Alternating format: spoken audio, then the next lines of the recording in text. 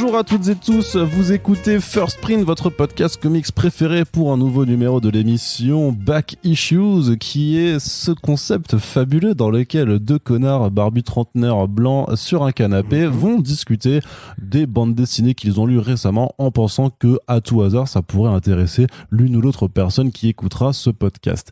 C'est donc en compagnie de Corentin que je me trouve. Salut. Salut, ça va ? Ça va très bien, merci.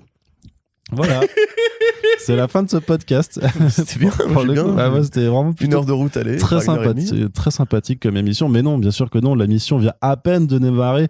Le peuple, le public est en folie, clairement. Mais là, on entend les rires de loin, mais ils sont là déjà. Ils sont incroyablement nombreux. J'en compte 3 à l'heure actuelle. Les gens descendent dans la rue avec des pancartes. Arnaud, rigolo, Arnaud, rigolo. Il y a des millions de gens qui soutiennent. Eh ben, ça me fait bien plaisir que tu l'admettes enfin, Corentin, après avoir passé des années à fustiger mon sens de l'humour. Tu reconnais enfin la suprématie du Arnaud rigolo. Ça me fait vraiment très plaisir, mais trêve d'introduction. On va parler de bande dessinée, puisque ça fait quand même quelques temps, effectivement, les Back Issues, puisque ces dernières semaines, vous l'avez constaté, on n'a pas chômé du tout. Et beaucoup de Super Friends, il y a le Moutafoukast qui continue aussi, il y a la front page, il y a de nouvelles sorties aussi ciné qui débarquent. On essaie de vous parler aussi d'autres choses que de trucs de super-héros, parce qu'il faut qu'on parle aussi de bons films, de temps en temps. Bref, voilà, le programme, il est vaste, il est varié, il est riche. Mais parmi tout ça, il faut aussi simplement revenir à l'essence même de First Print, lire des comics, la BD, écouter faire du franco-belge aussi apparemment. Écoutez, non, ça que j'allais dire. Tu commences pas, mais tu commences pas. Mais tu sais très bien quelles sont les ambitions de ce podcast, c'est de casser un petit peu les barrières justement par rapport à cette nouvelle génération d'auteurs qui franchit en fait une forme de mélange dans ses inspirations et qu'il régurgite sur les planches. Et forcément nous ça nous intéresse. Bref, de toute façon c'est moi qui ai fait le programme, tu ne discutes pas, Corentin, tu le sais bien, je suis tyrannique. On l'a fait à deux ce coup-ci en plus. Alors on va discuter aujourd'hui de quoi? Eh bien on va commencer par une BD qu'on a déjà pu aborder dans ce podcast à plusieurs reprises, que ce soit en parlant dans le front page, mais aussi parce qu'on a eu la chance de recevoir leurs auteurs pour un petit Super Friends VO. C'est donc l'album We Live des frères Miranda, donc Inaki et Roy Miranda, avec Eva de la Cruz aux couleurs. C'est sorti. Moi je fais l'accent. Donc c'est sorti en début d'année chez 404 Comics. Très belle fabrication comme toujours sous la direction de ce cher Nicolas Beaujoin. Corentin, est-ce que tu peux me dire un petit peu de quoi ça parle We Live pour celles et ceux qui n'auraient pas écouté, et vraiment c'est pas bien, qui n'auraient pas écouté le podcast avec Inaki et Roy Miranda? C'est une bande-annonce séquentielle pour le futur de l'humanité. C'est un peu ça. Où, après avoir détruit la nature et l'environnement, l'humanité se tire dans les pattes pour contrôler les quelques bouts de terre qui restent pas encore submergés. Puis passe un peu de temps, passe différentes évolutions technologiques, et puis un jour les extraterrestres débarquent, ou plus ou moins nous envoient un artefact, ou différents artefacts, même au pluriel, des bracelets qu'il faut attacher au bras de différents gamins pour procéder à une sorte d'exfiltration des quelques survivants terrestres. 5000 enfants sont appelés à rejoindre une civilisation spatiale. Parce que la Terre est définitivement condamnée. On leur dit. La nature va vous attaquer, cette fois-ci, vous n'allez pas survivre à ce qui se prépare. Donc on va suivre l'épopée de deux jeunes enfants, enfin même un peu plus que ça, qui sont envoyés vers une zone d'exfiltration. En chemin, ils vont croiser différentes manifestations de la brutalité, à la fois humaine sur la nature et inversement.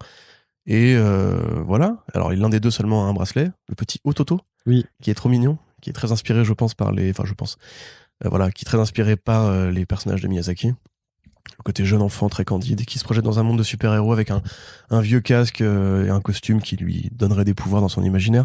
Il y a un côté un peu La vie est belle de Benigni où la grande sœur essaie vraiment de le protéger de la réalité cruelle et de la violence du monde en le laissant dans son petit univers fantasmagorique, de gosse, quoi. J'arrête là le résumé ou tu... Non, vas-y, continue. Il y a aussi des bestioles, un bestiaire assez impressionnant, très varié, un rapport justement à la nature qui est à la fois admiratif et qui comprend très bien que c'est nous qui avons provoqué les mutations un peu dangereuses de ces bêtes du futur.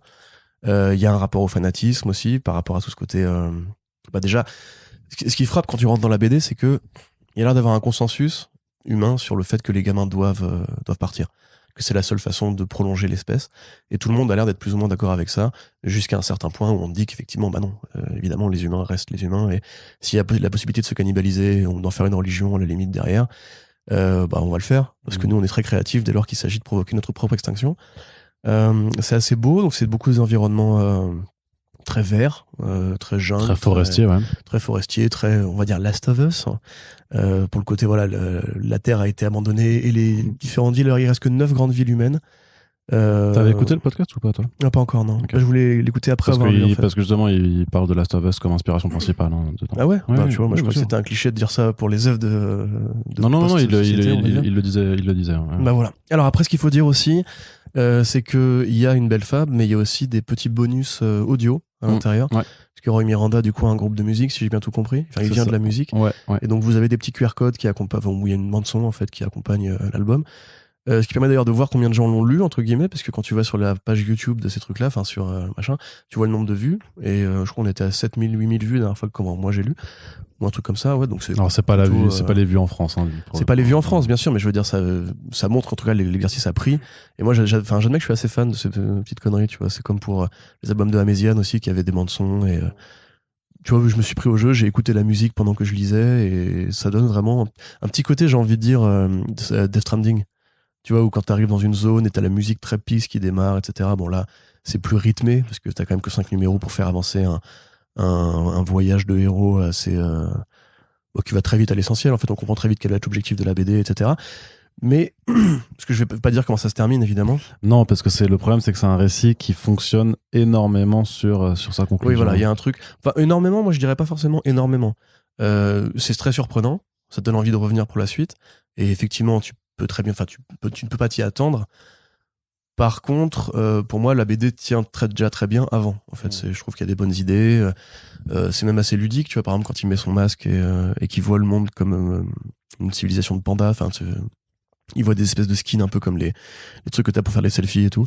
Où il voit tout le monde comme des pandas. Il y a ce côté vraiment, voilà, ça c'est le monde de l'imaginaire de l'enfant qui voit la réalité comme un jeu, comme un dessin animé, etc. Par rapport à la cruauté.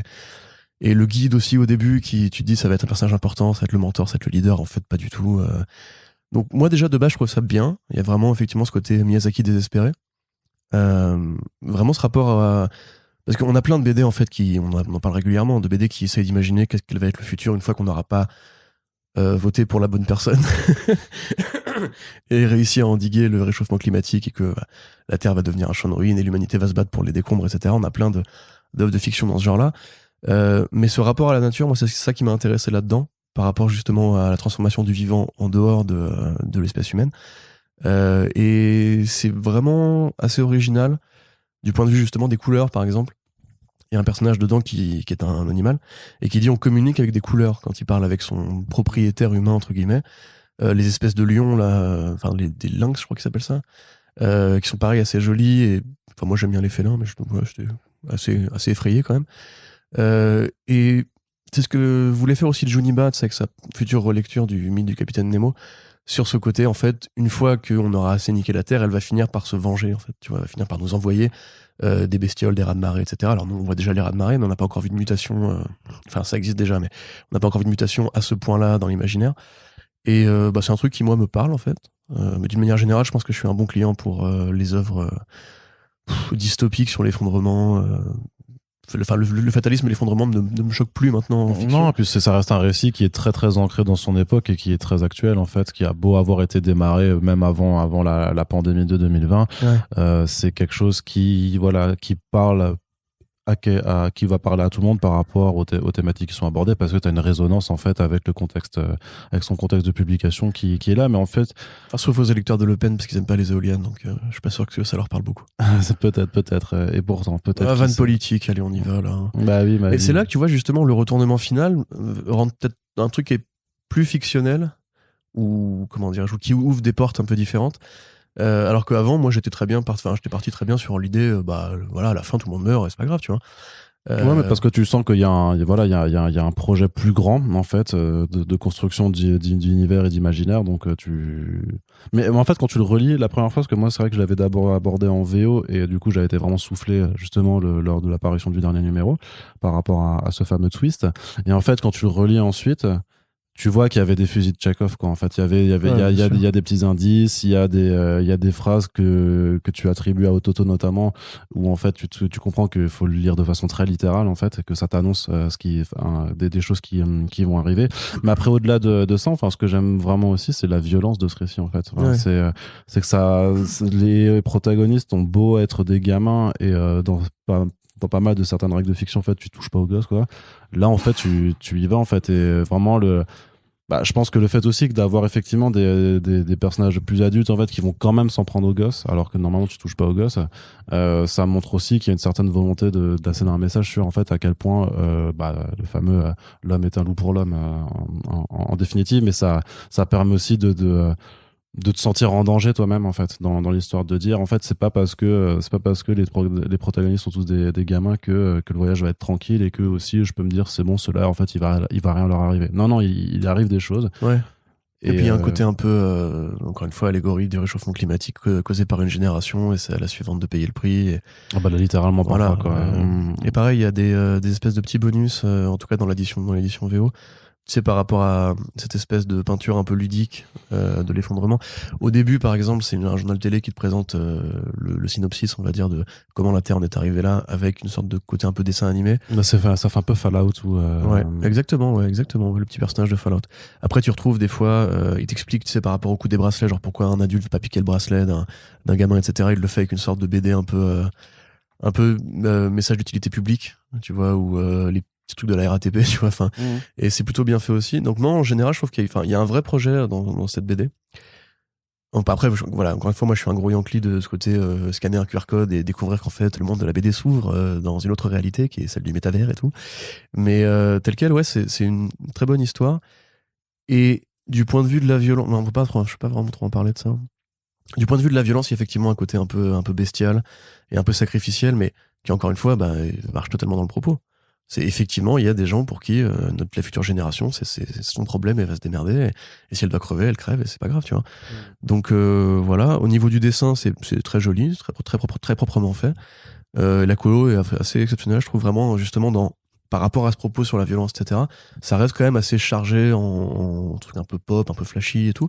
Et le costume d'Ototo, il est trop bien, par exemple. T'as toujours une espèce de petites silhouettes trop mignonnes qui se baladent en courant et tout, et qui vraiment fait très les gamines de Totoro, tu vois, qui toujours là, courent avec les bras. Même Ototo, tu penses bien que ça vient pas ouais, carrément. Donc ouais, non, très bonne lecture et très bel ajout au catalogue 404. Voilà, puis de toute façon, enfin, on le voit, nous on l'a déjà vu depuis on enregistre ce podcast, le bouquin est sorti c'était en février, je crois. Donc c'est quand même un des plus gros succès de 404 à l'heure actuelle. En tout cas, on le voit clairement qu'il y a un vrai retentissement, il y a vraiment quelque chose qui s'est passé avec cette BD, et c'est tout à fait mérité. Donc on n'allait pas ne pas en parler, même si on arrive pour le coup un peu après le train de la hype, mais c'est bien aussi d'en parler sur la durée de toute façon. Donc on vous le recommande de toute façon, ça clairement. Il y a aussi Everything qui vient de sortir à l'heure où on enregistre, on vous en reparle dans un prochain Back Issues. Spoiler alert, c'est bien. Ouais, c'est aussi de la frappe. Donc voilà, c'est 404. Ça fait 1 an maintenant qu'ils sont là, hein, déjà. Maintenant, on est en avril, donc ça fait 1 an. Beau petit catalogue.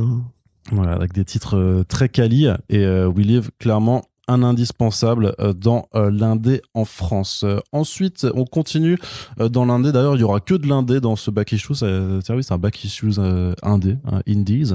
On va passer du côté de Delcourt avec le titre Grendel Kentucky, qui est une adaptation en français d'un des titres publiés par l'éditeur Aiwa sous label Upshot. Donc Aiwa, c'est Artists, Writers and Artisans, donc la maison d'édition fondée par Axel Alonso et Bill Jemas, ancien grand ponte de chez Marvel, et qu'en fait on avait déjà pu découvrir chez Panini Comics, puisqu'ils ont fait The Resistance, ils ont fait Redemption. En fait, ils font pas mal de titres Aiwa, mais en fait il n'y a pas de contrat cadre comme ça peut être le cas avec Panini et TKO. En fait, c'est vraiment au coup par coup. Et donc Grendel Kentucky, c'est une relecture de Jeff McKenzie et Tommy Lee Edwards, grosso modo du mythe de Beowulf. Et en fait, on est dans une petite ville paumée dans des États-Unis très très rural en fait, qui réussit à subsister et à vivre grâce à la culture du chanvre, du cannabis, ce genre de choses là. Et en fait, il y a quand même un des piliers de cette petite communauté en fait qui se retrouve mort, vraiment complètement lacéré. Et une ancienne résidente de la ville revient en fait, qui est maintenant le leader d'un gang de bikers, revient en fait pour comprendre qu'est-ce qui se passe. On s'aperçoit que si en fait la ville prospère, c'est parce qu'elle a passé peut-être une forme de pacte avec une créature démoniaque terrée dans la mine qui est à côté de la ville, et justement parce que à l'époque c'était une ville minière, ils ont réussi à s'émanciper du travail de mine qui est insupportable en fait pour subsister grâce à la culture du cannabis. Donc on va découvrir quel est le secret de cette ville et comment résoudre le problème. C'est court, hein, c'est 4 numéros en tout. Donc c'est pas une histoire qui comment dire, qui est très longue en fait. Et même dans le pitch, ça reste un pitch de film d'horreur, de série B, mais de bonne série B en fait, parce que déjà d'une part par son contexte, enfin le contexte rural plus le côté gang de bikers qui apporte quelque chose en fait, parce que c'est pas forcément une Amérique qu'on voit toujours dépeinte dans la bande dessinée américaine. Après il y a un très bon design Quand même. Bah non. Bah quand même. Bah, L'Amérique rurale, c'est rarement dépeint dans la bande dessinée américaine. c'est très rarement dépeint. Quand même. Il y a zéro BD qui le dépeigne. Ouais, c'est rarissime, je pense. Bah non, mais quand tu regardes, franchement, cite-moi 5 œuvres là récemment qui prennent ce contexte-là. Ah oui, non mais là c'est trop facile. Mais non, mais tu vois, si j'avais 5 minutes, je pourrais, mais on est en plein podcast, je vais pas Non, mais m'arrêter parce à faire qu'on des peut, recherches. on peut parler de Scalp, on peut parler de certaines choses, mais c'est pas non plus. Seven Bastards. Ouais, mais c'était il y a longtemps, certaines Bastards. Ouais, attends, mais et là, on parle de 2 titres de Jason Aaron. Tu vois, on parle de 2 titres de Jason Aaron. Eh bah oui, mais il est pas tout seul. Garcenis en a fait aussi. Garcenis en a fait. Je suis quasiment sûr de moi. Mais non, mais ça c'est pourri le coup de jamais cite mon tech. Ah, t'es pas un vrai lecteur de comics du coup. Moi j'ai lu Batman l'imposteur au moins. Hein? C'est très bien, c'est très bien. Donc ce que je veux dire, c'est que c'est quand même pas si commun non plus d'avoir ce genre de contexte-là. Donc je trouve que t'as un élément d'univers qui est plutôt cool, un élément de personnage, puis le design du truc dont il faut pas trop parler non plus, en fait, moi je le trouve franchement plutôt réussi. Après c'est quand même un titre qui repose beaucoup sur son artiste. Enfin t'as quand même dit t'as tout dit en disant relecture du mythe de Beowulf, hein, je veux dire, les gens s'imaginent quand même ce qui va se passer. Mais les gens ne connaissent pas tous le mythe de Beowulf. Si, tout le monde a vu le film de Robert Zemeckis. Non, en plus malheureusement d'échec commercial ce film. Donc ouais, effectivement moi c'est vraiment, si cette BD avait été dessinée par quelqu'un d'autre que Tommy Lee Edwards, je pense que ça m'aurait un peu moins plu. Mais c'est Tommy Lee Edwards, c'est cette espèce de croisement génial entre John Paul Leon et Alex Malif, on va dire. Ouais, c'est ça. Avec cet ancrage absolument parfait, ses contours lourds, ses proportions réalistes et ses couleurs qui sont merveilleuses, quoi. Donc dès le début de la BD, ça te frappe en fait la façon d'installer les ambiances, parce que ce que t'as pas dit, c'était qu'en fait c'est la fille adoptive du mec qui se fait chlasse. Et son fils biologique et elle vont essayer de mener un peu l'enquête, effectivement. Et dès le début, quand elle retourne dans la ville avec son gang de bikers, t'as une façon de composer en fait la page avec ces espèces de grands moments de silence ou juste d'onomatopée pour le bruit des moteurs et tout. C'est déjà très silencieux, justement, c'est très lourd, c'est très pesant. Il y a une vraie atmosphère en fait qui se dégage de ces planches. Ouais, c'est ça. Plus que d'ailleurs beaucoup de BD qui prennent ce sujet-là, parce que c'est un sujet qui est facile à maîtriser aux États-Unis parce que c'est un peu leur folklore local, on va dire.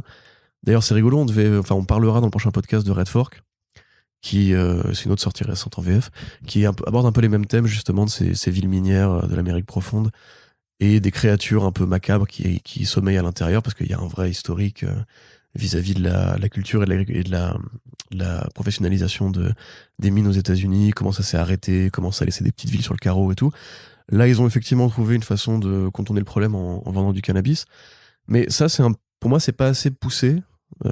Tu vois, pourquoi du cannabis, pourquoi pas autre chose? Finalement, t'as même pas l'impression que c'est vraiment un truc de mafieux. C'est même ce que les flics sont au courant et tout le monde le sait. T'as un côté un peu Sons of Anarchy aussi, effectivement, avec le gang de bikers et cette culture des motards à bousons, du capitaine, la criminalité, etc. En définitive, t'as envie d'en voir plus, et c'est déjà fini. Pour moi, c'est un peu un one-shot Doggy Bags, tu vois, comme Trench Foot ou quoi, mais étendu à 4 numéros, parce que c'est un peu plus long qu'un Doggy. Et au final, même en étant étendu, ça raconte pas beaucoup plus de choses. Par contre, effectivement, c'est vraiment très joli. Si vous aimez le mythe de Beowulf et que vous aimez bien les relectures un peu... c'est comme le film Oh Brother, Where Art Thou des frères Cohen, qui était une relecture en fait très américaine, et très américaine profonde du début du siècle de l'Odyssée d'Homère. Là, c'est un peu le même délire, ça va un peu moins loin par contre, c'est-à-dire qu'on n'interroge pas vraiment le sens du mythe de Beowulf, on va plutôt juste reprendre les faits, c'est-à-dire le premier et le deuxième combat de la légende.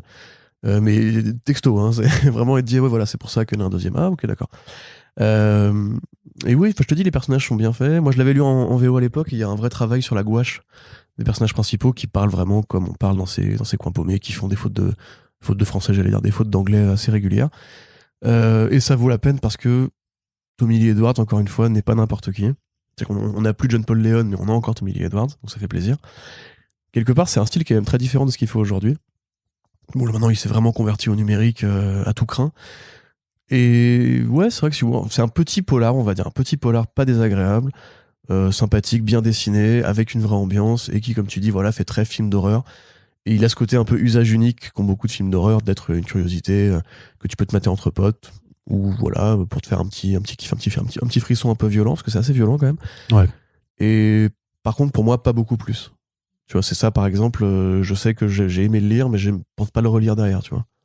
Non, mais après, je sais pas de ton côté si tu relis énormément non plus des choses que tu lis. Moi, je sais que c'est pas forcément le cas j'ai pas le temps, hein, de toute façon, de tout relire. Du coup, j'ai aimé le lire, mais j'aurais pu le lire en médiathèque et le remettre dans son rayonnage, tu vois. Ouais, c'est ça. Bah, ça, c'est toujours une option aussi, hein, mais après, faut voir, pour les sorties récentes, je sais pas si les médiathèques ont forcément, si les bibliothèques ont forcément ce genre de bouquin aussi rapidement après la sortie. Il faudrait que j'aille réinspecter le fonctionnement de nos chères bibliothèques et médiathèques, mais oui, il y a un côté lecture détente, en fait, vraiment avec ce propos que je déteste appliquer, notamment quand on parle de films aussi, du bon divertissement, en fait, parce que ça reste une histoire qui arrive à divertir. Je pense que il y a quelque chose qui est un petit peu dit quand même sur la situation de cette partie de l'Amérique dans le contexte actuel. Mais après, c'est surtout que voilà, l'histoire est portée vraiment par son dessin, par son artiste, et que ouais, si tu peux lire ça chez toi tout seul le soir et tout ça, je pense que tu peux te mettre bien dans l'ambiance et tout, et que tu frissonneras l'une ou l'autre planche. C'est pour ça que je te dis, ce sera intéressant de faire le comparatif avec Red Fork la prochaine fois, parce que ouais. Moi j'ai lu en fait les deux quasiment bout à bout. Red Fork c'est un peu plus sale. C'est plus sale et c'est vraiment plus frontal sur le présent en fait politique des États-Unis. C'est-à-dire que c'est deux histoires qui partent de la même chose. C'est-à-dire du fait que les différents accidents qui sont survenus aux mineurs de fond dans ces métiers qui sont assez dangereux où les colonnes peuvent s'écraser et tout, et comment les petites villes essayent de se reconstruire une fois que en fait la question écologique a été posée, que la question de l'emploi a été posée, etc. Et dans les deux cas, en fait, la mine elle-même est l'allégorie d'un monstre. Sauf qu'il y en a une, si tu veux, qui vraiment... Après, elle se passe au présent. Grendel se passe en 1971 aux États-Unis, donc il n'y a pas évidemment le même rapport à Trump et à l'écologie, etc. Mais dans ces deux trucs-là, il y en a un qui, pour moi, en fait, accomplit une sorte d'allégorie sociale, que l'autre, en fait, va vraiment plus aller dans le genre. Il va vraiment, parce que le genre peut raconter des choses, évidemment, mais il raconte quand même d'abord des codes de fiction, et en plus, comme c'est calqué sur une légende, il cherche à imiter le narratif du truc. Par contre, c'est très bien fait. Les personnages, ils ont tous une gueule, vraiment, au niveau plastique, on va dire, du dessin, je préfère Grendel Kentucky. Donc à vous de voir si vous préférez un scénario qui va plus loin, ou un dessin qui va beaucoup plus loin, en l'occurrence.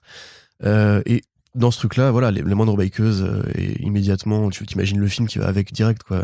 Les postures, le rapport. De toute façon, on sait que Aiwa a des ambitions d'adaptation en fait sur ces comics, donc c'est pas du tout surprenant qu'il y a quand même un appareillage, en fait, un apparat très cinématographique avec ce genre de production. Ça pourrait faire une bonne série à la Troublot, tu vois, mais tu développes plus la ville, les personnages, les relations entre les personnages et tout.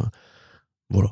Très bien, très bien. Et donc c'est disponible chez Delcourt, c'est pas très cher, c'est 14,95 €, donc c'est très accessible au final. Donc voilà, si vous avez quelque chose, une envie de genre, une envie de bel ancrage, c'est quelque chose qui peut attirer votre attention. J'ai super envie de bel ancrage en ce moment.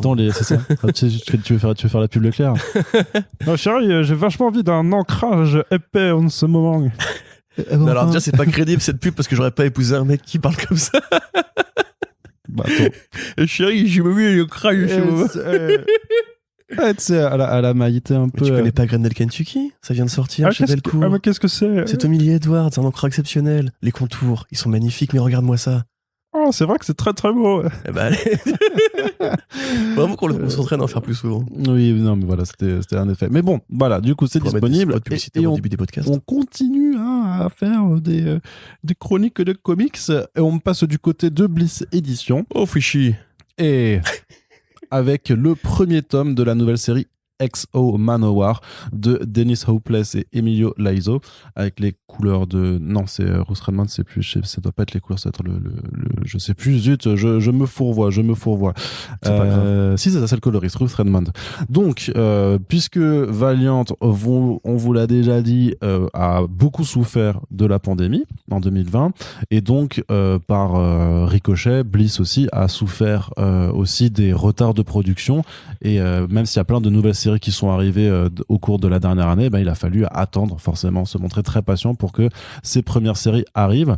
Et autant Bliss avait fait le choix sur certains titres d'attendre vraiment la fin de publication pour proposer des tomes complets, autant pour le XO, vu que c'est quand même un personnage assez phare chez Valiant dans le catalogue, et qui avait déjà eu droit à 2 très bons volumes en fait précédemment. En fait, ils ont décidé de partir sur le décalque en fait des TPB de Valiant. Donc c'est vrai que c'est des albums qui sont un peu courts parce qu'il y a que 4 numéros. Alors il y a des choses qui sont racontées dedans, mais c'est vrai que ça peut paraître un petit peu court. Mais donc au cas où, XO Manowar, le principe assez simple, c'est Arik de Daci qui était chef Visigoth il y a fort longtemps. Son peuple et lui sont emmenés dans un vaisseau extraterrestre par les Vignes, ce qui s'appelle par une peuplade extraterrestre là-bas. Il arrive à se libérer en mettant la main sur une armure sentiente, une armure consciente qui s'appelle Shana. Ah, je me rappelle jamais du nom. Shannara. Ouais, Shannara, voilà, merci.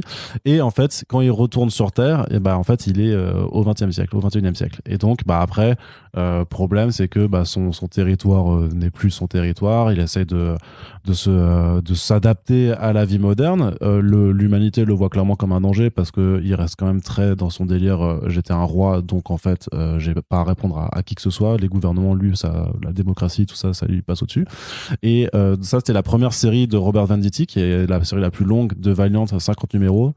Pour aller encore plus vite, c'est Thor et Iron Man fusionnés. Aussi, ouais. C'est littéralement vraiment juste ça. Et c'est pas une critique, parce que moi j'ai bien aimé. Donc voilà. Continue, je te laisse. Mais donc voilà, il y avait une première très longue série de 50 numéros qui est disponible en 3 intégrales d'ailleurs chez Bliss, et que moi je vous recommande tout XO Manowar parce que c'est vraiment du très bon comic book. Le deuxième volume, c'était mené par Matt Kindt et il y avait notamment Thomas Giorello au dessin, et là on le voyait en fait partir dans l'espace, et c'était très fantasy de science-fiction, et c'était mortel parce que Giorello est un artiste absolument fabuleux. Donc là aussi en 3 tomes, série complète qui est très très cool. Et donc là, retour sur Terre, on se réadapte, on essaie de se réadapter au métier de super-héros en fait, parce que le principe de l'univers Valiant, c'est que la plupart de ces personnages en fait ne sont pas des super-héros, c'est des soldats souvent en fait, c'est des gens qui ont été corrompus par un programme militaire de temps en temps, ou des gens juste des scientifiques, ce genre. Mais il n'y a pas vraiment de super-héros en costume à 100%. C'est pas forcément l'esprit de cet univers qui est quand même vachement un univers de science-fiction en fait, et de fantasy, et un peu militaire quoi. Donc là par contre, justement parce qu'il a du mal à essayer de sauver les gens de façon propre, XO va être un peu pris en charge par quelqu'un qui va en faire justement une figure publique qui soit kiffée et qui soit vraiment le héros, en tout cas un des héros présents sur Terre, et ça va le mener en fait à affronter en fait un chef de guerre, enfin un tyran ukrainien du coup qui ukrainien pro-Poutine. Donc voilà. Ça passe. Et du coup avec un contexte de lecture qui effectivement début 2022 quand l'album sort fait un petit peu bizarre par rapport à... Il y a des scènes qui sont effectivement, tu dis est-ce que ça va bien vieillir tout ça. Ouais, mais au final le truc c'est que c'est sorti avant que qu'il y ait la... C'est un accident. Mais c'est comme The Resistance, c'est comme The Resistance, tu vois. Oui, c'est ça, mais c'est ni heureux ni malheureux, parce qu'effectivement en fait ça renseigne sur... si Poutine n'était pas intervenu, il y avait déjà des conflits dans le Donbass et dans la Crimée entre les pro-russes et les pro-ukrainiens, enfin on va dire les séparatistes russes et pro-russes et les pro-ukrainiens. Donc au final, il a eu l'intelligence de pas trop se mouiller par rapport à ça, et de justement les présenter eux, enfin en tout cas les pro-Poutine, comme les méchants. Donc ça devrait bien vieillir. Par contre, effectivement, il y a des scènes de conflits armés.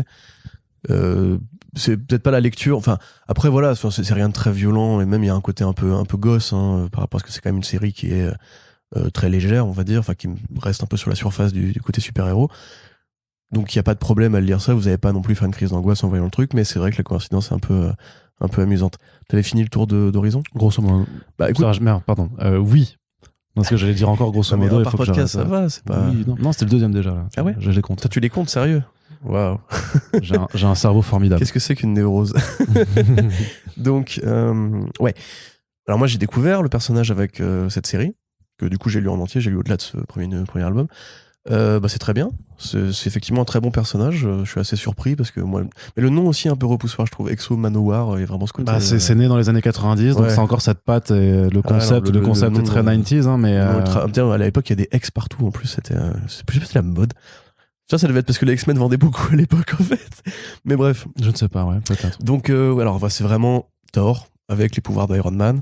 Il y a vraiment ce côté, même limite le Thor de Marvel Studios, tu vois, le côté vraiment brut de pomme, qui n'a rien à foutre de rien. Lui, c'est un viking, j'allais dire, c'est un Visigoth. Il veut juste jouer au basket et sauver le monde. Après, il a été inventé, il a été écrit comme ça avant qu'il y ait le Thor de Non, Marvel mais je dis Studios, pas hein. que c'est une inspiration ou une copie, je dis que ça me fait penser à ça. D'ailleurs, l'écriture de Dennis Hopeless fait très pareil Marvel mainstream de bonne qualité. C'est-à-dire qu'il y a ce côté quotidien, il y a ce côté gag, tout le temps, dialogue avec son Jarvis à lui, enfin Shannara, Ouais, du coup. Shannara, ouais. Il y a ce côté, comment est-ce qu'on peut essayer de faire du super-héros tout en ayant conscience qu'il y a des vraies problématiques dans le monde. Donc, c'est une liberté que Marvel ne prendrait pas, je pense, par exemple. Ouais. Enfin, il y a des trucs chez Marvel que tu peux faire. Et tu peux pas aller directement dire, il y a l'Ukraine et il y a Poutine, etc. Ça va, ouais, non, c'est un propos toujours, de toute façon, même sur le côté un peu plus politique. Et alors, c'était vraiment le cas dans l'âge d'or de Valiant, on va dire, avec Joshua Dysart. C'est qu'effectivement, ça se permet de discuter de choses très concrètes sur le plan politique, en fait, que Marvel ou DC Comics a beaucoup plus de mal à s'autoriser. Ouais. Oui, par exemple, là, il y a une façon de gérer ce truc-là avec l'affreux terroriste ukrainien, qui, on va dire, interroge par exemple tout ce côté, les super-héros n'ont pas le droit de faire ci, de faire ça, etc. Et t'as un personnage qui directement tord le cou en disant mais arrêtez, cette question n'a aucun sens en fait. Là, on est dans un monde qui est cruel, qui est injuste, il y a des dictateurs, il y a des vies qui sont en danger, et s'il y a un mec qui peut empêcher cette situation, on le laisse faire. Il faut arrêter avec le débat justement très Marvel DC sur l'interventionnisme, etc., etc. Moi, je trouve que c'était assez burné pour le coup dans une petite série rigolote en vérité, parce que le reste des numéros, c'est quand même, voilà, c'est des menaces cosmiques classiques. Il y a aussi un petit truc qui est assez marrant par rapport à la violence policière, où t'as deux gamins à un moment donné, ils sont vraiment des gamins. C'est genre, ils ont 13-14 ans, ils ont piqué une bagnole et t'as des flics qui les poursuivent. Et t'as Exo qui s'interpose et les flics direct, genre ils réfléchissent pas, ils voient deux gamins, dont un de couleur, ils dégainent les flingues et ils tirent, tu vois. Ça, c'est aussi un truc que je trouve assez pareil burné par rapport à ce côté, non mais il faut quand même que respecter la police et tout, parce que dans les séries de super-héros, généralement, la police est l'ami, la police est l'allié et tout. Là, Exo, vu qu'il est quand même vachement au-dessus de tout ça, ou même au-dessus des considérations humaines en vérité, parce qu'il a pas de boulot, il veut pas avoir un boulot, il veut pas avoir une vie civile, il a pas d'identité civile, voilà, il ne cache pas qui il est aux yeux du grand public. Ouais. Il y a vraiment ce côté, oui, c'est une sorte de dieu bienveillant, mais qui veut être un humain en fait, qui veut se mettre au niveau des humains et tout, et qui peut parler justement un peu en filigrane de problématiques sociales. Après, c'est pas un bouquin à la Dysart super engagé à fond les ballons, ça reste une série mainstream. Le but est de divertir, d'amuser, de proposer un truc rythmé. De ce point de vue-là, ça marche très bien à mon sens. C'est très joli aussi, j'aime beaucoup. Emilio Laiso, il est bon. Hein. Ouais, j'aime beaucoup les effets de transformation du costume, très un peu comme les bestioles de Will If, tu vois, avec cette espèce de pelage un peu de feuilles qui se met sur son costume, qui est assez bien foutu. Les pouvoirs sont bien manifestés. Quand il fait des créatures, il les fait plutôt correctement. Il y a des belles scènes. Il y a une utilisation de l'énergie qui est intéressante aussi, qui est plus rare dans ce premier volume, mais qui interviendra plus ensuite. T'as effectivement, donc oui, il a son playboy milliardaire à la Tony Stark, en fait, sauf qu'il n'a pas de pouvoir, il commande juste des drones à distance. Cette relation ultra fusionnelle avec Shannara, qui est sa confidente, sa meilleure pote, et en même temps, son oracle, on va dire, à lui. Donc ouais, non, mais dans l'ensemble, c'est plein de bonnes idées, c'est plein d'emprunts à d'autres BD, hein, on va pas se mentir. C'est pas ultra original, par contre, ça fait ce que pourrait faire... Si vous lisez Thor en ce moment, le Thor de Donny Cates, qui est quand même beaucoup plus dramatique, on va dire, enfin, il y a beaucoup plus de gravité dedans, et que vous voulez retrouver un Thor un peu Straczynskiesque, on va dire, ou un Thor un peu plus léger, un peu plus à la cool, à l'ancienne, ou que même Iron Man, hein, voilà, Iron Man en ce moment, c'est pas forcément un truc super enlevé, hein, on va dire. Ça fait carrément le boulot. Moi, je trouve effectivement l'album un peu court. Surtout qu'en plus ça devient meilleur ensuite. C'est-à-dire qu'à mesure que justement sa Tant mieux, relation évolue, c'est l'entrée voilà. qui amène le plat de résistance. que sa relation évolue avec le milliardaire, justement, il y a un côté ramener le truc à des problématiques plus humaines, et c'est vraiment Tony Stark. C'est-à-dire qu'il y a vraiment ce côté je suis un savant fou aussi, t'inquiète pas frérot, j'ai créé des bestioles et qu'il faut pas, etc. Pareil, la relation avec Shannara qui va beaucoup plus loin ensuite.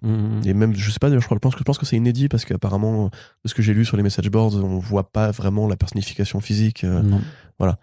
Donc il y a des trucs qui sont vraiment bien faits, et bah voilà, moi qui ne connaissais pas le personnage, ça m'a donné envie d'aller m'intéresser à ce qui s'est fait avant.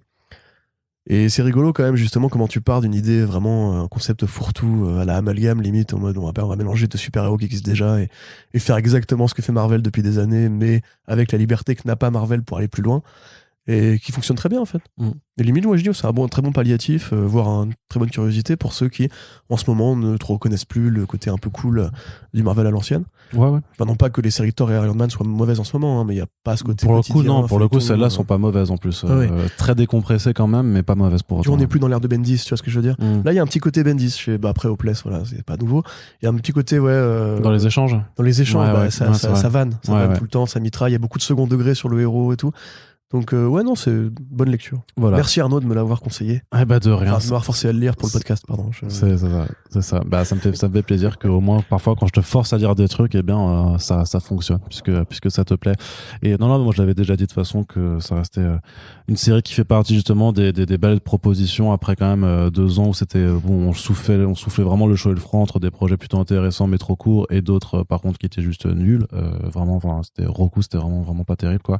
Donc là, moi, ça me fait plaisir de revoir de l'esprit Valiant en fait, avec une équipe créative qui fonctionne. Denis Sopeless, ça marche sur l'écriture. Je trouve que vraiment Laizo, il est très très fort au dessin, et donc c'est vraiment ça. Il commence en fait à recruter à la fois parfois juste de très gros noms, mais aussi en fait à servir aussi de passerelle pour des futurs talents en fait, des futurs dessinateurs qui vont peser un peu plus. Et Laizo, je crois que c'est aussi chez Marvel qu'il a fait quelques travaux, mais voilà, ça fait partie des artistes qui, à mon avis, méritent d'être découverts et qui vont compter de façon plus importante au fil des prochaines années. Donc voilà, donc c'est un album qui est disponible en librairie aussi. C'est 18€ pour ça. Donc ouais, non, t'as des couvertures qui sont effectivement... Les covers de Christian Ward, elles sont incroyables. Ouais, qui sont ouf, quoi. Donc c'est effectivement un tarif un petit peu plus élevé par rapport à la moyenne, mais faut savoir que voilà, enfin Bliss, c'est 1 à 2 sorties par mois, grand maximum, et vu la qualité intérieure et on vous le dit toujours aussi, hein, au final, enfin quand on achète les bandes dessinées, il y a un acte militant en fait dans le fait de choisir tel ou tel titre. Donc effectivement, plutôt que de prendre du Thor ou du Iron Man, il y a du XO aussi à soutenir. Surtout que Bliss édite aussi Kaiju Max et nous on veut la suite, les gars, donc mais on voyait un peu de force. C'est ça, mais après c'est aussi l'occasion de rappeler que effectivement par rapport juste à cette question de tarif, parce que la situation a escalé aussi et qu'avec la crise des matières et tout ça, l'éditeur avait annoncé devoir augmenter ses prix en tout début d'année en réponse à ça. Mais faut savoir que l'éditeur fait des campagnes de précommande en fait sur Ulule pour chacun de ses bouquins, ce qui permet de les avoir en fait avec le prix de vente, mais avec des goodies en plus. Donc ça, c'est une façon quand même d'aller soutenir directement l'éditeur et de profiter de quelques petits... Pas mal d'offres groupées sur leur campagne Ulule pour avoir d'autres volumes précédents. Ouais, après, vu que t'as le prix unique du livre, t'as pas de ristourne forcément sur ces packs, mais ça permet de découvrir les précédents volumes, notamment. Quand il y aura la campagne, par exemple, du tome 2, vous pourrez très certainement prendre les deux ensemble, plus découvrir, par exemple, le volume de Robert Venditti ou de Matt Kindt, qui sont, je le redis encore, 2 très bons volumes. On continue ce podcast en allant effectivement maintenant plus du côté de la bande dessinée franco-belge d'inspiration comics. Hein? C'était une vanne, hein, t'inquiète. Oui, non, mais je sais que avec la réédition en intégrale aux éditions Ankama de Mutafukaz 1886 de Run et Simon. Putain, et Simon Hutt. Simon Hutt. Non, mais je le dis toujours à l'anglais, c'est trop bizarre depuis. Si vous nous écoutez depuis le début, vous savez que depuis le début, je l'appelle Simon et que c'est insupportable. Désolé, Simon. Donc, la BD était sortie au format single issues au départ.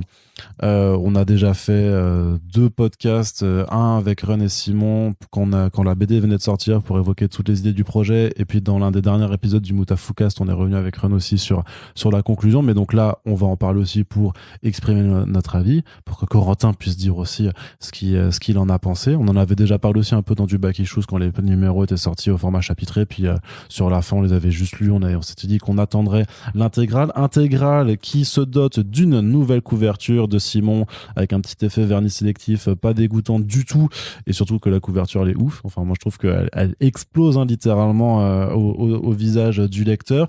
Il y a aussi des pages de bonus qui ont été intégrées avec des informations façon un petit peu doggy bags sur le western, mais aussi en fait des reproductions et des traductions d'articles d'époque, en fait, ce que Ron est allé rechercher dans des vieux journaux qui sont disponibles sur des bases de données, en fait, tout simplement, et qui s'est amusé à traduire.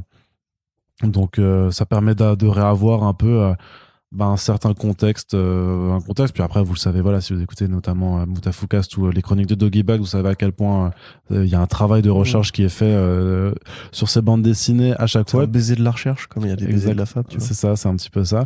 Et quand on fera, tu verras quand on fera le truc sur le Dahlia noir, tu vas voir que ça c'est débile en fait, le niveau de travail qui a été fait là-dedans.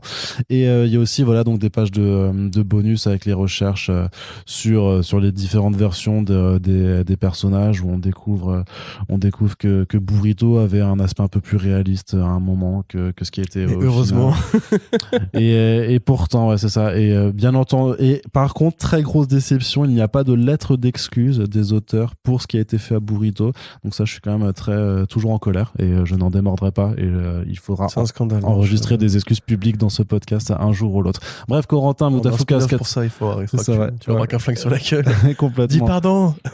Moutafoukast 86, c'était bien, Corentin? C'était super bien, mais sans surprise, j'ai envie de dire. On avait déjà chroniqué les deux premiers numéros, il me semble, à l'époque de leur parution en single issues. Ça va beaucoup plus loin après le 2, en fait. On aurait presque pu en faire un feuilleton. J'avoue, moi, je préfère, en fait, redécouvrir ça en intégrale directement. Ah ouais? Ouais, parce que c'est tellement, en fait, c'est tellement généreux, à la fois dans l'action, à la fois dans la mise en scène, parce que Hutt, effectivement, a vraiment un rapport très différent à l'action et, on va dire, au rythme et au découpage que Ron. Enfin, que celui de Ron, plutôt. Ce qui fait que c'est vraiment un truc qui est chargé, à la fois en baston, à la fois en relation entre les personnages. C'est pas du tout, en fait, le remake de Mouta original qu'on pensait. Enfin, comme moi, je pensais au début, je me disais, il se fait un petit plaisir pour les 15 ans de la série. D'ailleurs, à l'époque, j'avais cru comprendre qu'il avait pas remarqué que c'était les 15 ans de la série. Et depuis qu'on a le Moutafoukast, on voit que c'est beaucoup plus compliqué que ça, en termes d'historique. C'est plutôt une sorte, de commentaire méta sur ce qu'aurait pu être Moutafoukaz dans ce monde différent qu'est donc celui du Far West, avec les codes du Far West, mais aussi avec les codes de Moutafoukaz. Et de ce point de vue-là, ça ne déçoit pas. C'est vraiment le gros missile qu'on pensait. Mais c'est compliqué, en fait, d'aller trop loin sans spoiler, parce qu'il y a vraiment des trucs que je m'attendais pas à le voir faire, notamment dans la relation entre Vince et Lino, qui pour moi, c'est Aurel et Gringe, c'est vraiment ce côté bande de potes, c'est Onizuka et son pote Ryuji Danma, je crois qu'il s'appelle. Bref, donc c'est un peu ce côté duo inséparable qui sera toujours ensemble et tout. Mais déjà dans Moutafoukaz 2, dans MFK2, on voyait que ça a commencé à bifurquer un peu, justement, sur ce côté un peu plus des unions et tout. Il y a des petits hommages, on va dire. Enfin, il y a un hommage final dans la BD à un autre personnage de l'univers Mouta qui, moi, me fait très plaisir. Ouais, forcément. Et voilà, juste en disant ça, vous pouvez deviner qui c'est, donc je vais arrêter de parler. Il y a vraiment comme tu dis, la couverture, c'est vraiment, c'est pas du tout mensonger, tu vois. Il y a des couvertures où tu te dis, c'est super beau, et l'intérieur, c'est plus calme. Là, vraiment, la cover, c'est l'annonce de ce qui va se passer dans la BD en termes de. Moi, j'ai une passion, si tu veux, pour le Lino qui flingue. C'est un truc que j'adore, parce que des Moutafoukaz, en fait, il y avait ce côté, en fait, Lino, c'est un pro de la baston en devenir, tu vois, ce côté un peu film de kung-fu et tout. Des MFK2, c'est pareil, ça commence par une grosse scène à la Fallout, pas la Fallout, à la Payday, tu vois. Et là, c'est pareil, il y a vraiment une envie juste de se tirer dans la gueule, et puis c'est une violence assez énervée aussi. Le petit Lino à brushing, là, il est trop mignon en plus. Burrito, par contre, on ne pardonne pas. Tout ce propos sur l'Amérique originelle, l'espèce de grand mensonge sur ce qu'étaient les États-Unis, ces codes sur le western vraiment très froid et à la fois spaghetti dans les duels et à la fois vraiment une brutalité et une cruauté qu'on retrouve en fait dans les vrais grands westerns. La fin est très sèche, la fin est vraiment hyper sèche. Limite, voilà, c'est un côté un peu cathartique, j'imagine, pour Ron. J'ai hâte d'écouter d'ailleurs le Moutafoukaz 86, wink wink, sur ce sujet-là, parce que toi tu me disais que c'était une façon pour lui de dire un peu adieu à Ankama. Moi, je me dis aussi que c'est une façon pour lui de tourner justement cette page et aussi d'avoir, comme on disait pour Exo Manowar, un espace de respiration et de liberté, parce que comme c'est pas vraiment canonique, tu peux te permettre de faire un truc assez différent. Ouais, puis il y a clairement aussi une volonté, enfin ça on sait, de pas faire justement juste un remake de l'arc 1, mais avec des cow-boys et des indiens en fait. Donc c'est vraiment de prendre une direction qui n'a rien à voir, parce que sinon tu peux très bien te dire que ceux qui avaient lu l'arc 1, ils se seraient dit bon ok c'était cool, mais au final on connaissait la fin. Là en fait on se démarque vraiment de la chose. Et Parce que c'est chez Marvel la chose. Ouais, effectivement. Ouais, D'autant plus qu'en fait que il y a tout un numéro, en tout cas toute une partie de l'histoire que tu vas relire aussi pour avoir de nouvelles clés de compréhension en disant est-ce que j'aurais pu le percevoir ou pas par rapport à certains éléments. Mais ouais, enfin c'était un choc. En tout cas, moi c'était un choc vraiment à la sortie en single issues. Enfin, il y a eu plusieurs moments chocs en fait, et c'est fort aussi de se dire que tu es dans un univers que tu connais, qui a beau être réinterprété avec certains codes que tu maîtrises aussi, et te dire quand même en fait ils vont réussir à te surprendre, ils vont même réussir à te prendre à la gorge et à te faire un peu genre tu vois, enfin moi il y avait vraiment eu ça quoi, c'était tu tournes la page et t'es surpris, tu retiens ton souffle, et c'est toujours quelque chose qui est très moi que je trouve qui est difficile à réaliser en bande dessinée en fait, vraiment à faire, enfin bien sûr que tu passes par plein d'émotions et qu'il y a des choses que tu kiffes, mais après c'est pour réussir en fait à vraiment te prendre à la gorge et à te faire comprendre certaines choses, ça demande une certaine maîtrise dans la narration, dans le dessin et dans la force en fait de certains instants clés, et là-dessus c'est hyper maîtrisé, et tu souffres un petit peu pour pas mal de choses tout au long de l'aventure quoi, mais c'est puissant en fait, c'est plus qu'une simple relecture. C'est plus beaucoup plus qu'un remake. Au niveau du dessin, c'est pareil, t'as une sorte de jeu intéressant par Simon sur ce rapport entre le minimalisme un peu cartoon, parce qu'il y a beaucoup de proportions qui sont très exagérées. T'as même des codes un peu manga chibi, où tu vois juste la tête de Lino qui commente l'intrigue, qui fait des yeux exorbités et tout. Et un côté justement froidement réaliste dans les duels, dans ce rapport en fait simplement, voilà, encore une fois, à la baston. Et même tu vois quand tu vois Burrito par rapport aux vrais chevaux, tu vois, c'est une sorte de rencontre assez amusée en fait entre justement ces personnages qui sont comme d'habitude des créations très bizarres. En fait, l'univers de Mutafukaz, il a toujours été traversé par cette espèce de grand paradoxe que c'est un monde qui est calqué sur Los Angeles et qui va s'inspirer de cultures justement de manière très documentée, mais les personnages principaux, c'est un petit gars avec une boule ronde à la place de la tête et un squelette en feu qui parle, tu vois. Et là, c'est vraiment... Il a réussi, si tu veux, enfin moi, à me faire complètement oublier ce machin-là. C'est-à-dire que j'oublie même carrément que c'est pas des personnages de fiction, tu vois. C'est pour moi, genre, j'aurais pu l'appeler mon chat Lino, en plus, c'est une tête noire avec un regard vénère aussi. Parce que je me suis vachement attaché justement à leur personnalité, à leur univers et tout. Et quand on arrive à ce niveau, en fait, de l'album, dont on parlait, ouais, il y a un côté un peu genre... c'est un monde d'adultes maintenant, tu vois ce que je veux dire ? Il y a vraiment une sorte de prise de conscience un peu plus mature, un peu plus noire, en fait, un peu plus froide, mais qui reste dans ce dessin, voilà, qui reste super cartoony, qui reste très généreux aussi dans le gag, les expressions des personnages super mignonnes et tout. Donc c'est toujours un peu dans cet entre-deux qui est génial, en fait. Mais par contre, c'est vraiment très différent, à mon sens, de premier Mutafukaz dans ce rapport au personnage. À la fois dans le dessin, mais aussi vraiment dans la tonalité, quoi. Du coup, je suis très curieux de voir où MFK2 va nous emmener par rapport à ça. Parce que quelque part, c'est juste la promesse d'une maturité. En fait, j'aime pas dire c'est l'album de la maturité, parce que ça veut rien dire. Le premier Muta, il y avait déjà des scènes violentes, il y avait déjà un côté twist aussi, d'ailleurs, à plusieurs moments. Mais là, c'est vraiment dans l'intimité des personnages, les dialogues qui se font les uns avec les autres et tout. Tu sens que c'est plus un jeune fou qui se lançait en mode allez, on va bien voir, etc., et qui mettait des yakuza et des triades partout pour tirailler. Et c'est justement maintenant que j'ai écouté la série de podcasts, je comprends un peu mieux comment il construit ses histoires et tout. C'est vrai que j'ai vraiment très hâte de savoir qu'est-ce qui lui passait par la tête pour cette fin. Et pour le reste, c'est toujours voilà le missile habituel au niveau générosité, au niveau des recherches, effectivement, qui prennent très au sérieux. L'allégorie avec Moby Dick aussi, qui est merveilleuse. Je veux une BD Moby Dick maintenant entière avec ce style-là. Quelque part, on a celle de Bill Sienkiewicz, c'est déjà pas mal. Donc comme d'hab, moi je serai très rarement déçu par le label 619 de toute façon. En tout cas par cette équipe créative là, pas du tout. Et c'est beaucoup plus qu'un simple complément bonus à Mutafukaz pour moi. C'est vraiment un truc qui s'inscrit dans l'évolution de la série et l'évolution du style de run, l'évolution aussi, l'accueil aussi d'un nouvel artiste qui justement montre qu'on peut faire les choses différemment. Donc je suis très content, quoi, simplement. Pas d'autres superlatifs à... non, de toute façon, les gens qui nous écoutent se disent déjà, ils savaient très bien qu'on n'allait pas en dire du mal, quoi. Ouais, mais ça fait chier, j'ai pas envie d'être une groupie. Trouvons un défaut. Burrito, voilà, ce sera le défaut. Ouais, clairement. On ne pardonnera jamais ce qui s'est passé. Et limite, tu vois, d'autres réinventions dans ce style-là, ou des spin-offs d'autres univers, tu vois, un Puta Madre dans le Far West, ou je sais pas, un truc comme ça pourrait me faire plaisir aussi. Puta Madre au Japon féodal. Ah, voilà. Allez, je signe. Très bien. Donc c'est disponible chez Ankama pour 19,90€ et ça les vaut complètement. C'est de la frappe. Putain, comment c'est pas rush. De toute façon, je fais encore la copie. c'est sûr. Excusez-moi. C'est super cher, putain. Ah, les voleurs. Non, mais justement, effectivement, ça a toujours été aussi un des arguments, c'est qu'ils ont une politique tarifaire très agressive là-dessus, donc forcément c'est des beaux bouquins effectivement qui sont proposés à un prix assez abordable par rapport au poids et à la quantité, donc forcément ça joue également dans la balance. Et on va terminer avec le petit Moundir de Johan Cavege, donc qui est la première bande dessinée de Bubble Édition. Donc moi je suis forcément obligé de faire... Qui ça ? De faire mon disclaimer pour rappeler aux gens que je suis totalement en total conflit d'intérêt sur ce genre de titre. Pourquoi ? Puisque Bubble, c'est la structure qui a racheté Comics Blog en 2020 et avec laquelle je travaille, et Corentin aussi quelque part. Et moi ça me sert pas à payer le loyer, tu vois. Non, effectivement. Toi, t'es plus corrompu. C'est pas corrompu, c'est que c'est mon travail.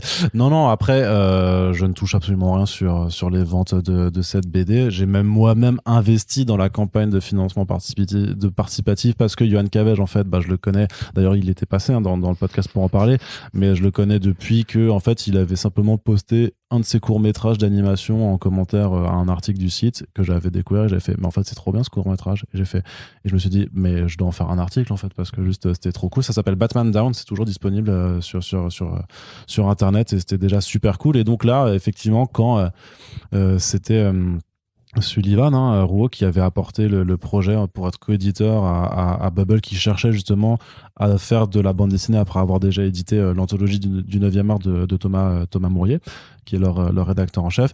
Et il m'avait dit, ouais, c'est un mec qui s'appelle Johan Cavege, machin, tout. Mais je le connais. Et je fais, c'est le même Johan de Batman Down. Et en fait, voilà, donc il fait son histoire Moundir.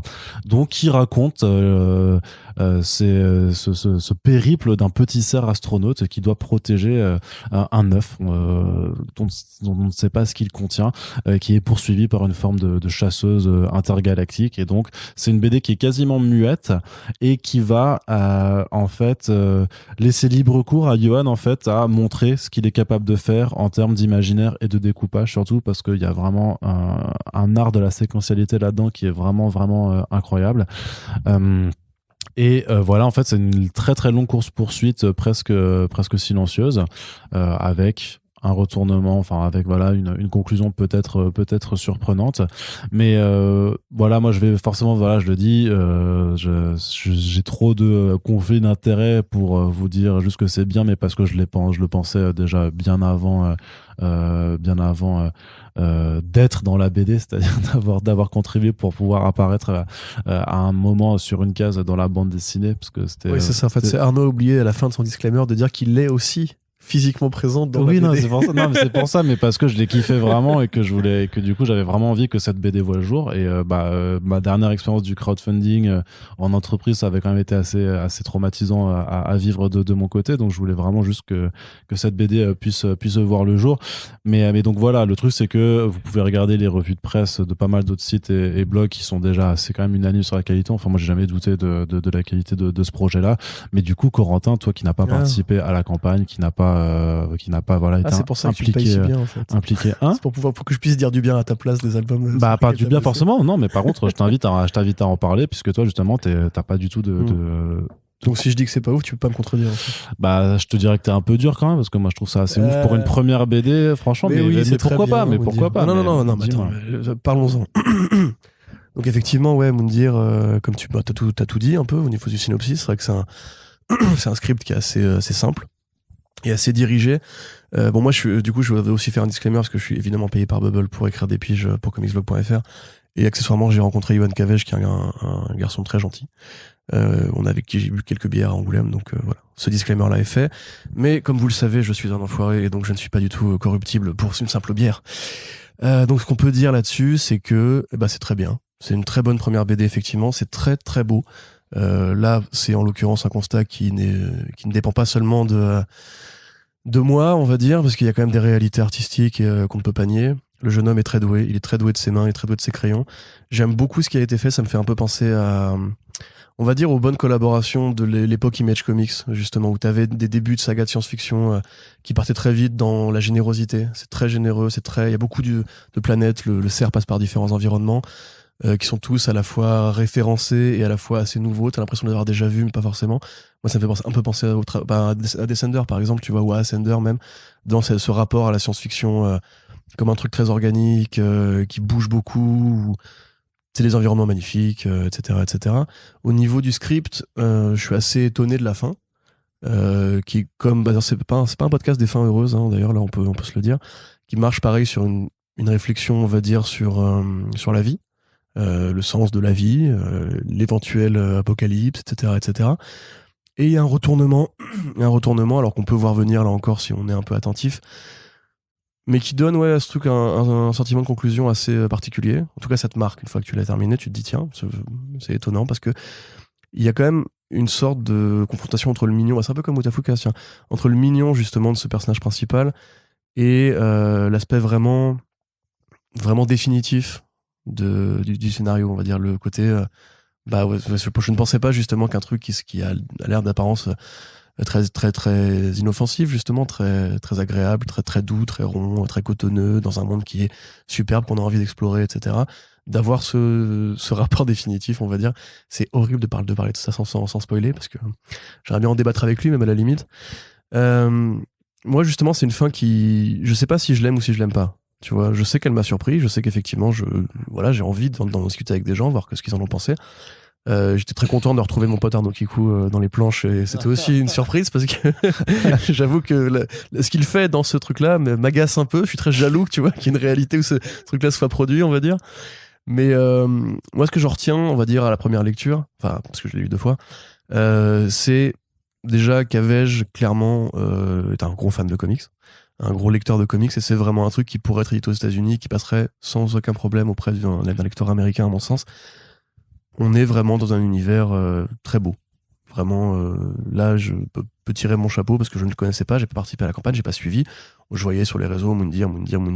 Je voyais les planches passer, je me disais, bon, effectivement, c'est plutôt beau, mais limite, tu vois, en noir et blanc, parce que j'ai quasiment suivi la campagne avant les périodes de colo, je trouvais ça quasiment encore plus beau, tu vois. Je serais chaud pour une réédition en NB si ça vous intéresse. La suite, un univers plus construit, plus de dialogue, parce que moi, le côté un peu silencieux me laisse sur ma faim. J'aimerais justement en apprendre plus sur tout ça, parce qu'on voit plein de civilisations. Alors ça a ce côté génial d'être contemplatif, c'est que tu devines beaucoup de choses. On en parlait avec quelqu'un qui me disait peut-être que justement il y a trop d'environnement, et que du coup le scénario donne l'impression de se répéter, genre un environnement, etc. Mais pour moi il est utile pour comprendre en fait la diégèse et ce qu'est cet œuf, etc. Dans ce sens-là, ça me dérange pas, mais je te dis, j'aurais aimé, je sais pas moi, parce que la fin manque du coup pour moi d'explication, manque pour moi de rapport concret en fait à la synthèse, on va dire, scénaristique. Disons que tu pourrais lui reprocher en fait d'avoir voulu faire ce choix-là juste pour un peu la shock value, mais que ça manque de contexte et d'explication derrière, enfin de justificatif, tu vois. C'est ça, mais c'est même pas shock value, c'est plus pour moi il y aurait eu un plus gros impact si j'avais eu d'autres éléments de compréhension. Limite, moi il aurait rajouté 2 planètes, tu vois, avec d'autres éléments, genre je sais pas, des fresques murales et tout, pour mieux appuyer là-dessus. Ça m'aurait vraiment encore plus plu, je pense. Après voilà, j'ai vraiment bien aimé cette BD, j'ai très bien aimé même. Je te dis, c'est un truc qui me parle de base, tu vois, c'est la science-fiction à la Image Comics, avec ses couleurs merveilleuses, avec même ce côté un peu Metroid de la planète des Chozo, tu sais, la civilisation qui s'est déjà éteinte et qui a laissé que quelques statues et quelques environnements désertiques pour t'aider à comprendre. Tu entends les silences, tu vois, vraiment, tu vois quand il y a des pas, des onomatopées, etc., tu sens que tout est désert, qu'il n'y a plus personne, que c'est vraiment un environnement crépusculaire très particulier. Les idées aussi sur les combats, Les découpages, pareil, qui sont vraiment merveilleux quand le vaisseau casse les gouttières en traversant. Celle-là, elle est tellement stylée, vraiment. Voilà, et t'en as une autre aussi avec des onomatopées qui écrasent en fait un geste ultra violent. Enfin, t'as vraiment plein d'idées de découpage, mais toutes les deux planches, en fait, tu vois qu'il y a une envie d'expérimenter avec ce que permet une planche, tout simplement. Et il y a, enfin, par moment, j'ai fait, mais il y a du génie, quoi, en fait, dans cette envie de pas se conformer du tout à une forme de bande ou à une seule façon de faire la séquentialité des événements. Et après, c'est très comics parce qu'il y a aussi de la splash, il y a aussi de la double, il y a vraiment, voilà, c'est très, très généreux aussi graphiquement. Quelque part, c'est un peu... Mais c'est un peu quand même, enfin...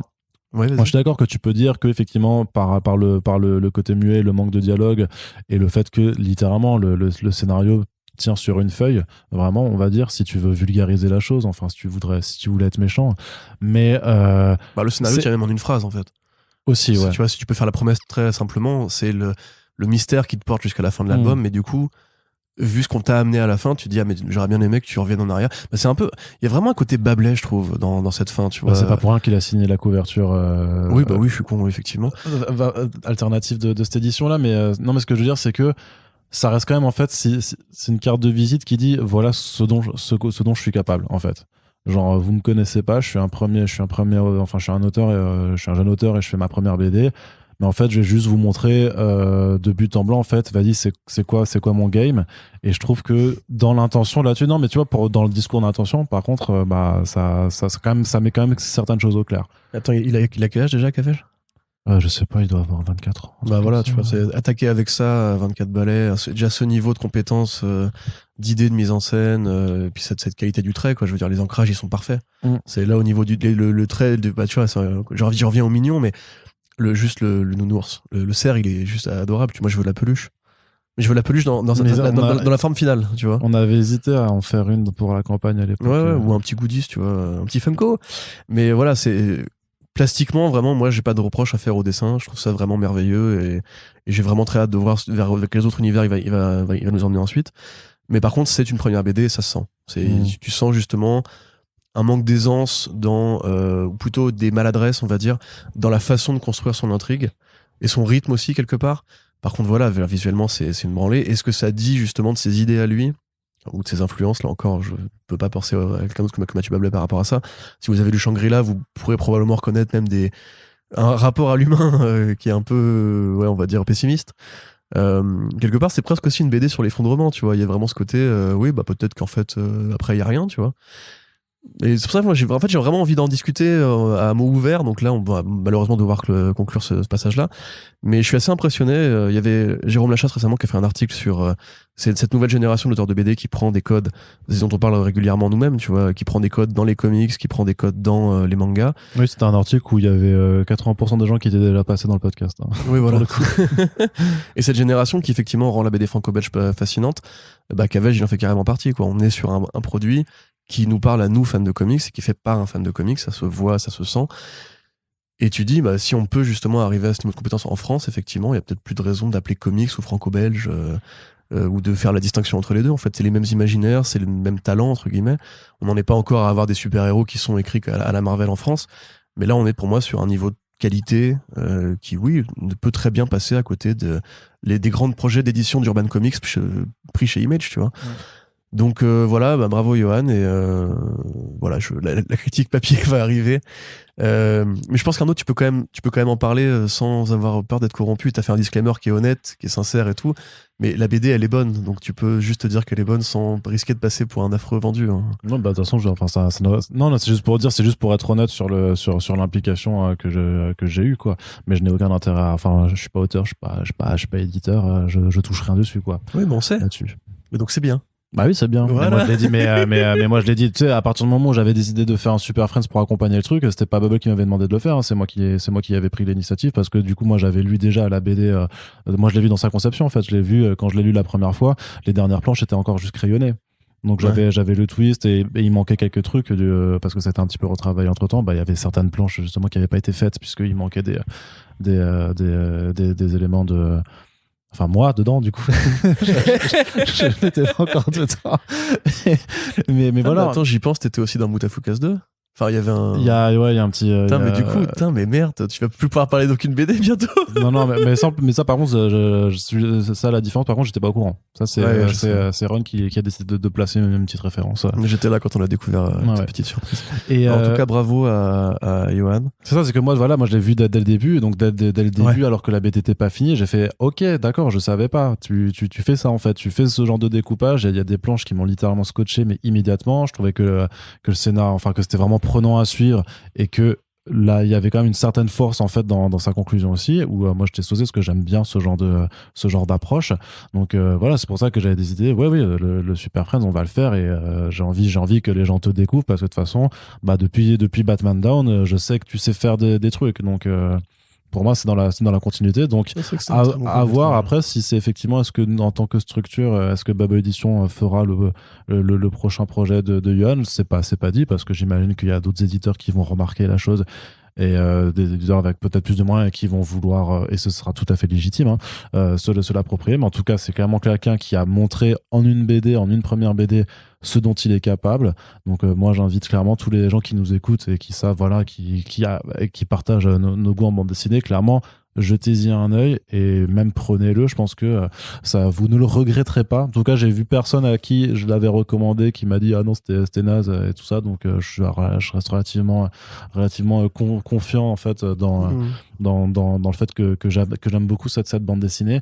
Et qu'est-ce que je veux dire? Oui, et à l'heure où on enregistre ce podcast, sachez que Johan, qui est hyper proactif en tout cas pour ça, fait une grosse tournée de dédicaces dans toute la France. Il va être dans plein de librairies, donc suivez-le sur les réseaux sociaux, sur Instagram ou sur Twitter, ou Babel aussi tient à informer, mais il y a vraiment plein de dates, donc je pense que ça pourra être juste à la limite l'occasion de vous convaincre en allant discuter avec l'auteur aussi de c'est BD, vraiment pour le coup un mec super accessible, hein. Donc voilà, il y a pas de piège là-dedans. Et d'ailleurs c'est rigolo, c'est un mec qui a beaucoup d'humilité par rapport à ce niveau de talent. Moi quand on s'était vu à Angoulême, j'arrêtais pas de lui faire des vannes en mode ouais mais bon elle est un peu pourrie ta BD et tout, et le mec il disait ah oui bah, si tu le penses je suis d'accord avec toi et tout. J'étais en mode mais gros t'as vu le niveau que t'as justement de dessin à 24 non mais après ça c'est le commun des artistes. T'inquiète pas que moi chaque fois que je vois Guillaume Saint-Jean je lui dis bon c'est comme que tu fais une bonne BD, tu vois, et ça... non, on va dire ça des mecs c'est plus des ricains, tenter voir si ça place chez eux, tu vois. Ah bah non mais ouais c'est une forme d'humour que peut-être enfin encore que aussi je l'avais dit Albert, après il est pas américain, il est italien, mais Alberto Ponticelli aussi je lui fais la vanne, ça c'est la solidarité italienne. Ouais, c'est ça, il allait pas te casser la gueule. Après en général les gens comprennent que c'est de l'humour. On va essayer avec Scott Snyder, je pense que ça passera très crème. Est-ce que tu fais une bonne BD, Scott? Ouais, sauf qu'il fera ouais. C'est ça, ils comprendront. Va te faire foutre. Donc voilà, donc c'est disponible en librairie aussi, ça coûte 25€, c'est du grand format, il y a un peu de dorure sur la cover, du vernis sélectif et un tranche machin là, je sais plus comment on appelle ça, c'est la bandelette qui permet de garder les pages, un tranche fil je crois que ça s'appelle. Donc voilà, c'est pour ça que c'est un prix un peu plus élevé par rapport aux autres tarifs qu'on expliquait, mais voilà, c'est aussi votre occasion de soutenir une petite structure éditoriale, toute petite, vu qu'il y a qu'une BD pour l'instant qui est publiée chez eux, et surtout par contre de valoriser le travail d'un auteur qui, à mon avis, enregistrer cette phrase, on en reparle dans 10 ans, mais à mon avis, voilà, va compter dans le monde de la bande dessinée en France. Sur ce, j'espère que ce podcast vous a plu. Moi, je trouvais que c'était très cool de pouvoir parler d'un ensemble de très bonnes BD là, pour le coup. Sélection, c'est une sélection vraiment, donc en fonction de vos goûts et de vos envies. Moi j'ai envie de dire que c'est que des éditeurs, c'est que des structures. Bon alors en Camaï Delcourt comme peut-être moins, mais du côté de 404 bis et Bubble, ça reste des petites structures éditoriales, mais sinon ça reste juste des titres indés de très bonnes factures, portés par des équipes créatives, voilà, qui ont toutes quelque chose à apporter. Donc quelles que soient les envies, n'hésitez pas à vagabonder dans les librairies et à faire votre choix là-dessus. Dites-nous s'il y a une des BD que vous avez prises après nous avoir écouté, ça nous fera plaisir de savoir que on arrive parfois à vous prodiguer de bons conseils. On vous souhaite de bonnes lectures. On vous rappelle que l'important aussi, c'est de partager ces podcasts, à la fois pour nous, pour le podcast, mais aussi pour les travaux qui ont été mis en avant en son fort intérieur. Et puis, on a aussi une page Tipeee qui est ouverte. Ça, c'est le disclaimer habituel des Back Issues. Vous pouvez commander les BD chez Comic Zone de Lyon, nos copains. Ça nous permet de gagner un petit pourcentage dessus si jamais vous n'avez pas peur de la commande en ligne. Mais sinon, on a une page Tipeee aussi à laquelle vous pouvez contribuer pour pérenniser le podcast sur la durée. Et comme ça, justement, dans 10 ans, quand on dira putain, Yoann Cabage, quand même, ton fauve d'or, c'est incroyable, les gens les gens diront oui, c'est vrai, je me rappelle que dans ce Back Issues VF d'avril 2022, eh bien, il y avait eu déjà les prémices de ce succès. Bref, merci de nous avoir écoutés. Merci. Et on se dit à très bientôt. Ciao, ciao. Ciao.